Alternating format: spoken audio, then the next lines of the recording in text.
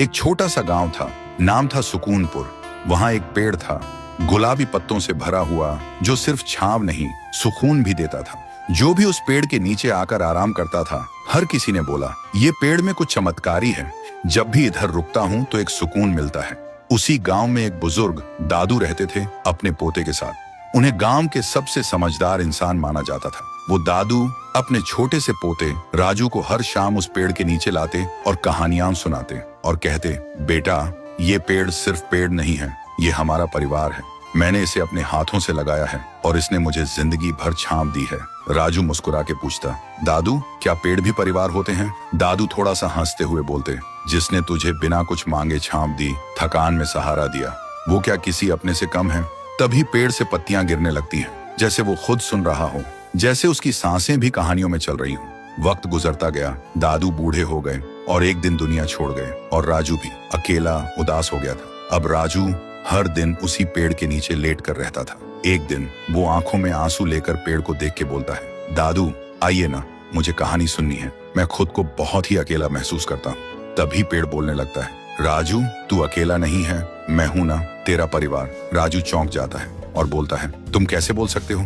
तुम तो पेड़ हो। पेड़ ने धीरे से कहा, तेरे दादू ने मुझे इतना प्यार दिया था, हमेशा मुझे परिवार समझा, और आज तुझे यूं टूटा हुआ देख के मेरी रूह कांप गई। मैं कैसे देख सकता हूँ अपने परिवार को ऐसे तन्हा। उसी दिन से राजू फिर से मुस्कुराने लगा था, क्योंकि अब वो अकेला नहीं था। उसके साथ उसका पेड़, उसका परिवार था। वक्त गुजरता गया, राजू बड़ा हुआ और एक दिन शहर चला गया। गांव की जमीन बिक गई और एक दिन उसी पेड़ को भी काटने का वक्त आ गया। जब पेड़ गिरा, ऐसा लगा जैसे कोई दिल टूट गया हो, जैसे कहानी अधूरी रह गई हो। सालों बाद राजू वापस आया और जहां कभी पेड़ था, वहां सिर्फ मिट्टी थी। देखते ही उसके आंसू बहने लगे। उसने धीरे से कहा, दादू, आपने कहा था ये पेड़ मेरा परिवार है, लेकिन मैंने ही इसे छोड़ दिया था। आज मुझे दुनिया की सबसे बड़ी धूप में छांव चाहिए, पर मेरे पास कोई नहीं है। आप नहीं हो, और जिसे परिवार बोला वो पेड़ भी नहीं रहा। राजू फिर से अकेला हो गया, लेकिन तभी जमीन की मिट्टी में से आवाज आई, राजू, मत रो, मैं हूं ना, तेरा पेड़, तेरा परिवार। तुझसे दादू की हर कहानी सुनी, तेरे हंसने की गूंज मेरे तन में अब भी घूमती है। मैं गया नहीं हूँ, मैं तेरे साथ हूँ। जब तक तू मुझे याद रखेगा, मैं तेरे साथ जीता रहूंगा। राजू चौंक गया, आंखों में आंसू पर एक हल्की सी मुस्कान।